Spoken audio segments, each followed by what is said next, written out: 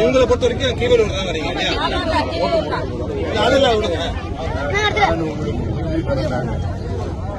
முதல் வந்திருக்கிறேன். நான் நிறைய இடத்துக்கெல்லாம் போறேன். நான் ஊருக்கு தண்ணி வருது. இப்ப நான் கலெக்டர் நான் போன் பண்றேன். இந்த பிரச்சனைக்கு நிரந்தரமா தீர்வு நல்லா கொண்டு வர முடியும். நான் பண்றேன். நானும் ஒரு எம்பி தான், தமிழ்நாட்டு எம்பி தான். நான் உத்தரவாதம் கொடுக்குறேன். நான் கலெக்டர் நான் பேசுறேன். பேசிட்டு நான் ஏற்பாடு பண்ணுறேன். வரலன்னா லாரியில் வந்து நான் இப்போதைக்கு பண்ணுறேன். நிரந்தர தீர்வு உறுதியாக நான்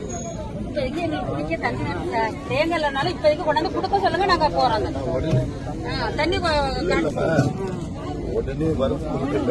நான் போன் பண்ணி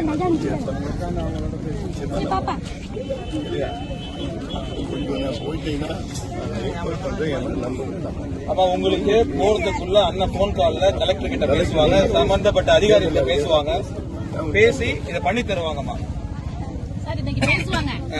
ஒரு நாள் தண்ணி வரும், அடுத்த நாள் வந்திருக்கிறது யாரும் தெரியுமாமா? உங்க எம்எல்ஏ வரல, உங்க மாவட்ட செயலாளர் வரல.